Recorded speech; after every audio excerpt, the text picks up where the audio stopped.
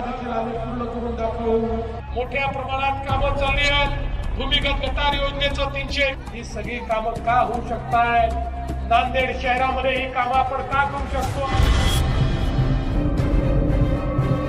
सध्या महाराष्ट्रात 19 महानगरपालिकेच्या निवडणुकीचा रणसंग्राम सुरू आहे।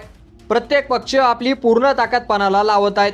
उमेदवार घरोघरी फिरून प्रचार करतायत, तर दुसरीकडे राज्यातील मोठे नेते मैदानात उतरलेत। सभाचा धडाका, घोषणाची सरबंदी आणि मतदारांना आकर्षित करण्यासाठी जोरदार शक्ती प्रदर्शन सुरू आहे। अशाच वातावरणात राज्याचे मुख्यमंत्री देवेंद्र फडणवीस नांदेड महापालिका निवडणुकीच्या प्रचारासाठी नांदेडमध्ये दाखल झाले। सभेची तयारी भव्य होती। मोठं मैदान, प्रचंड मंडप आणि सभेच्या खूप आधीपासूनच लोकांची गर्दी जमायला सुरुवात झाली होती। विशेष म्हणजे या सभेला महिलांची उपस्थिती लक्षणीय होती। मैदानाचा मोठा भाग महिलांनी भरलेला दिसत होता। कार्यकर्ते देखील उत्साहित होते। आजची सभा ऐतिहासिक होणार असा विश्वास आयोजक व्यक्त करत होते।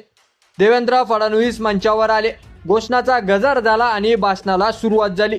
पण इथेच कथा अचानक वेगळ्या वळणावर गेली। भाषणाला अवघे काही मिनिटेच चाललेली असतील तेवढ्याच सभेत एक विचित्र हालचाल दिसू लागली।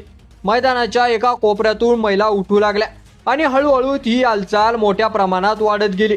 काही क्षणात महिलांनी सभेतून काढता पाय घ्यायला सुरुवात केली। हे दृश्य पाहून कार्यकर्ते गोंधळले। आयोजक धावपळ करू लागलेत। थांबा ताई, साहेबांचं भाषण अजून बाकी आहे, बसायला जागा बदला, 5 मिनिटं थांबा, अशा विनंती सुद्धा केली। पण महिलांचा निर्णय ठाम होता। कोणी ऐकायला तयार नव्हतं। एकामागून एक महिला मैदानाबाहेर पडत होती। फडणवीसांचं भाषण सुरू होतं, पण समोरचं दृश्य पूर्णपणे बदललेलं होतं। आधी गजबजलेलं मैदान हळूहळू रिकामं दिसू लागलं। की या व्हिडिओवर तुमचं मत आपल्या कमेंट बॉक्समध्ये लिहायला अजिबात विसरू नका आणि असेच नवीन व्हिडिओ पाहत राहण्यासाठी आपल्या मराठी एल्गार या YouTube चॅनलला सबस्क्राईब करा। धन्यवाद।